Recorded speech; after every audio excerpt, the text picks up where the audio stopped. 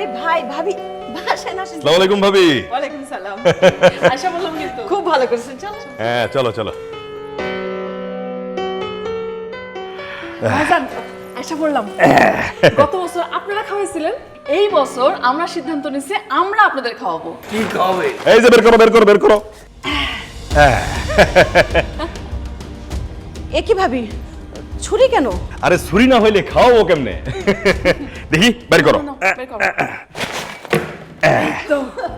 এই যে শ্বশুর বাড়ি থেকে কাঁঠাল আসতো অনেকগুলা, এর মধ্যে ভাবলাম একটা কাঁঠাল আপনাদের সঙ্গে শেয়ার করে খাই। দেখি তেল দাও। তো তো তো তো ব্যাস। আরে পড়ুক পড়ুক, ভালো করে মাখো। হ্যাঁ এইবার এইবার দেখো, হাতটা সরাও। ভাবি এই যে একটা কিছু নিয়ে আসেন তো, কাঁঠালগুলো রাখতো। পরিষ্কার প্লেট নিয়ে আসেন। যে ঠিক আছে ঠিক। দেখি দাঁড়াও, হাতটা সরাও না। তুমি ভাইজানে দাও না। আরে দেও না দেখি। আচ্ছা ভাবি আপনি খেয়ে দেখেন। দেখি আরে বাবা এই যে রাখলাম। ভাবি বসেন, ভাইজান শুরু করেন। দাও না ভাইজান একটা খাওয়া দাও। এটা কি কাণ্ডজ্ঞান নয়? কাঁঠালের আঠা আমার গায়ে লাগাই দিলেন। আপনার কাণ্ডজ্ঞান কই ছিল? গত বছর কোরবানির সময় মনে নেই কি করছিলেন? গরুর নাড়ি ভুড়ি সব যে রাস্তার মধ্যে ফেলাইছিলেন বাসার সামনে। দুর্গন্ধে এলাকার মানুষের একেবারে জানজায় অবস্থা। তাই বলে কাঁঠাল মেখে মানুষের গায়ে হাত দেবো?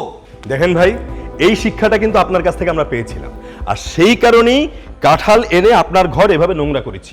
ভাই তো ঠিক কথাই বলেছে। এখন থেকে কোরবানির বর্জ্য অবশ্যই সঠিকভাবে সঠিক জায়গায় ফেলবেন। প্রয়োজনে সিটি কর্পোরেশনের হেল্পলাইনে ফোন করে বর্জ্য অপসারণে কি কি করণীয় খুব ভালোভাবে জেনে নেবেন। আমার কিন্তু উচিত শিক্ষা হয়ে গেছে। আর কোনোদিন কখনো আমার বাড়ির আশেপাশে আবর্জনা নোংরা কোনো কিছুই ফেলবো না। প্রিয় নগরবাসী, ঈদ মোবারক।